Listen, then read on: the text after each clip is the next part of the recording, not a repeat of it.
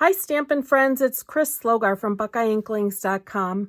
And today I have this very easy project. I want to show you it because it's a great use of designer paper. It's very efficient and it can be modified in so many ways. So we're going to make a very simple version like this.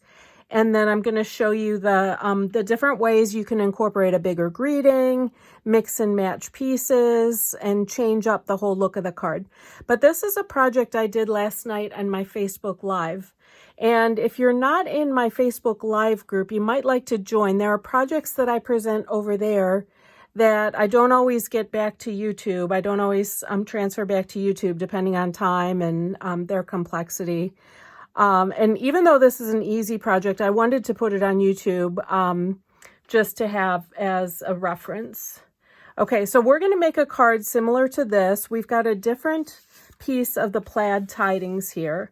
And this piece starts as a rectangle, as you can see, 2 3/4 by 4 3/4.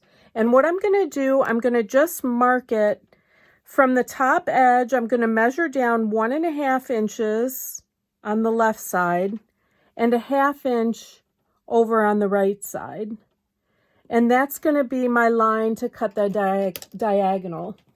Now, if you already have, this is fun to have. I have a bunch of these pieces over on the side that I've been mixing and matching, and you'll see all the cards I've made with these later. You might already have one of these pieces made. And what I've been doing, instead of lining that up in the track each time and measuring it each time, I'm simply laying one that I've previously prepared over the top of my piece to make it easier, and then laying that along the track of my trimmer and cutting. Okay, and that way I can more easily, without measuring each time, cut that shape. Okay, and trust me, when you do this, you'll have a lot of pieces going because it's just fun and easy. All right, so I have a piece of Whisper White that I'm going to attach these pieces to. This measures 4 by 5 1/4. Then I also have a mat for that measures 4 1/8 by 5 3/8, and this is Bumblebee.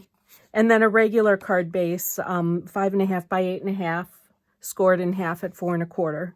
Okay, and that's Rich Razzleberry. But what I'm going to do is attach these plaid pieces. I'm going to use my ruler here, and that way I can make sure to get a nice even border. I'm going to want a 1/4 inch border on the bottom and sides. So I'm just laying my ruler right there so I can use it not only for the vertical 1/4 inch dimension, because I've got the 1/4 inch line aligned with the bottom of the mat. I'm also using it to center it. Okay, so I've got a 1/4 inch on each side. And I'm going to do the same thing at the top. And I don't know, I like to use a ruler because even when it looks straight, when you're eyeballing it, I don't know, it looks straight. And then you glue it on and it's not straight. At least that's my experience. So I just find it a little less problematic if you just start with the ruler. Okay, so there I've got my pieces. I've got a 1/4 inch border all around. I'm going to take a happy birthday stamp in this case and stamp within that strip. Okay, and this is basically all you need to know to make the card, right? Because otherwise you're just matting. And I'm going to put this on my Bumblebee piece. Oops. And then on my card base.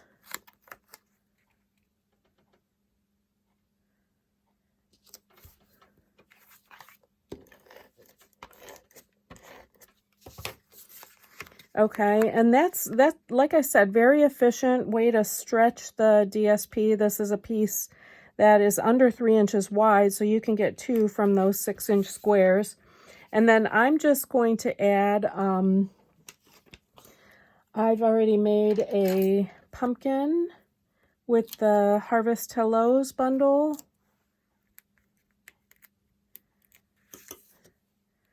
And I'm going to add a daisy, a medium daisy that I've made out of rich razzleberry, and a couple little sprigs from the sprig punch.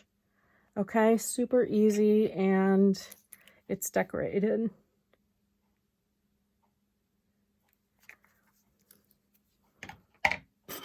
So I'm just gonna slide those under there. And I have a linen thread bow. I'm gonna ball up a glue dot here by the pumpkin's stem and just kind of decorate that up there. And I have these gold glitter gems that might be nice for the center of the daisy.